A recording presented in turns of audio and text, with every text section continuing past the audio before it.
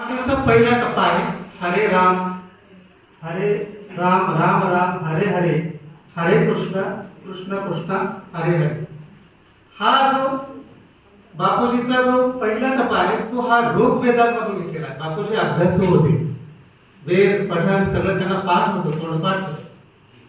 आता मग हे हरे राम हरे कृष्ण कशासाठी घेतात? तर मानवी जीवन सुसंस्कार करण्यासाठी त्याला सुसंस्काराची गरज आहे. आमचं ब्रीद वाक्य असं आहे, ज्ञान विज्ञान आणि सुसंस्कार यासाठी शिक्षण करतात. आणि मग आम्हाला जर महाविद्यालयामध्ये विद्यार्थी घडवायचा असेल तर त्यांना हे दर्शन झालं पाहिजे की या भूमीमध्ये असे महान विभूत होऊन गेले, त्याचं आम्ही विभूतीचं हे प्राबल्य आहे. रामकृष्ण हरी याच्यामध्ये मोठं ताकद आहे, त्याच्यात उच्चारात ताकद आहे, हे बापूजीने जाणलं आणि त्याच्यातून त्यांनी हे पुढे केलं. नेक्स्ट प्रार्थनेचा दुसरा टप्पा आहे रामकृष्ण रहीम ख्रिस्त बुद्ध धरतु राष्ट्र महावीर मानव संत मानव्याचे दीपस्तंभ दीन दीन भाऊ त्याचे वंदू याचे. बघा त्याचा बघा अर्थ असा आहे, रामकृष्ण रहीम राम रहीम कृष्ण रामकृष्ण रहीम ख्रिस्त बुद्ध धरतु राष्ट्र. म्हणजे बघा संतांचं महत्व त्याच्यामध्ये दिलं. यालाच आम्ही संविधानामध्ये सेक्युलरिझम म्हणतो, ज्याला आम्ही धर्मनिरपेक्ष राष्ट्र असं म्हणतो. भारतीय संविधान जेव्हा स्थापन झालं 1950 ला या देशामध्ये लोकशाही निर्माण करायची होती आणि लोकशाही निर्माण करताना आम्ही असं ठरवलं होतं की या देशामध्ये कसली लोकशाही झाली, एका धर्मावर आधारित लोकशाही नको. आम्हाला या देशामध्ये तळागाळातल्या प्रत्येक माणसाला आम्हाला जाणीव झाली पाहिजे की हा देश माझा आहे आणि हे देश माझ्यात जर आता असेल तर हे महापुरुष आम्हाला समजले पाहिजे. रामकृष्ण रहीम मुस्लिमांचं काय आहे, आम्हाला पैगंबर पण समजला पाहिजे. आम्हाला एवढंच नाही, पैगंबराचे तत्व सुद्धा आमच्यात आले पाहिजे. जे 5 तत्व आहेत, दिवसातून 5 वेळेस नमाज पडतात, हे आम्ही अंगीकारलं पाहिजे. आम्हाला द्वेष न करता आम्हाला त्याच्यामध्ये एक वेगळा आपलं वैशिष्ट्य त्याच्यामध्ये निर्माण झालं पाहिजे. हे बापूजीचं तत्व होते. आणि म्हणून पुढचं वाक्य ख्रिस्त धर्माचा सुद्धा त्यांनी उल्लेख केला आणि हे उल्लेख याच्यासाठी केला की ख्रिस्तांचे जे तत्व आहेत ते विद्यार्थ्यांमध्ये चाललं पाहिजे.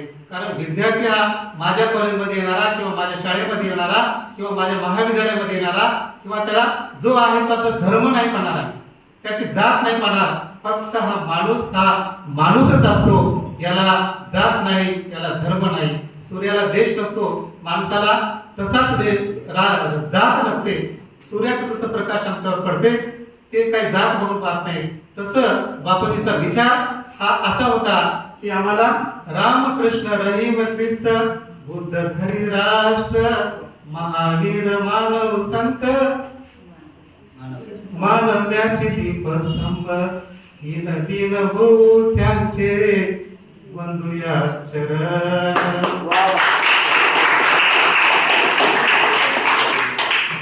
कारण आम्हाला हे जर करवायचं असेल, आम्हाला जर हे बनवायचं असेल तर हिर आणि लीन आहे दलितांचा उद्धारक.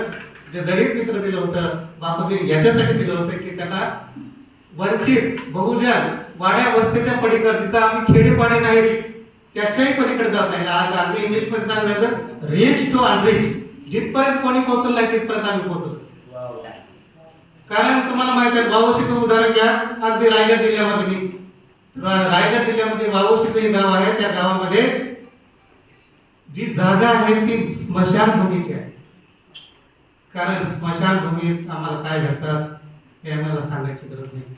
परंतु बापूजींनी त्याच्यामध्ये शिक्षणाचा वसा फुलवला, वारसा जगवला आणि त्याच्यातले आम्ही प्राध्यापक झालो, शिक्षक झालो, डॉक्टर झालो, इंजिनियर झालं. हा आमचा बापूजीचा वसा आहे, हा आमचा बापूजीचा वारसा आहे आणि हे आम्ही विसरून चालणार नाही. म्हणूनच आम्ही प्राध्यापक झालो.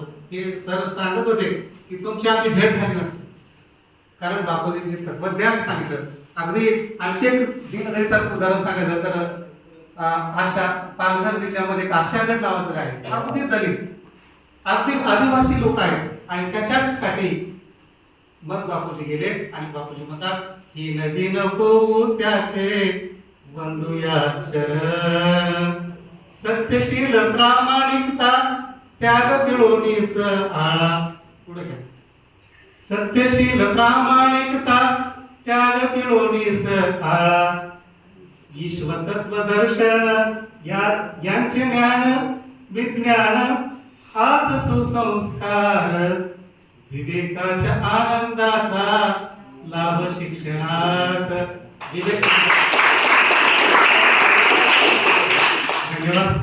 लोक होते त्यांनी आम्हाला उपलब्ध केलं. पण याच्याही अगोदर 1955 साली महात्मा जे महाराष्ट्र शिक्षण वर्षे आहेत ते शिक्षण वर्षी बसा आम्हाला दिला आणि सत्याचा शील म्हणजे काय चारित्र्यवाद होता.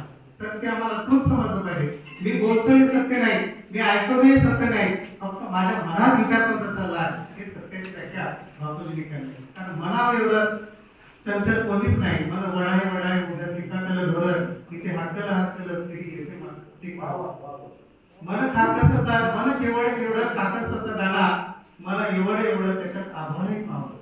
पण बापूजीने आम्हाला त्याच्यामध्ये शिक्षणाची गंगोत्री व्हावी. आम्हाला याच्याकडे व्ह्यू कसा आहे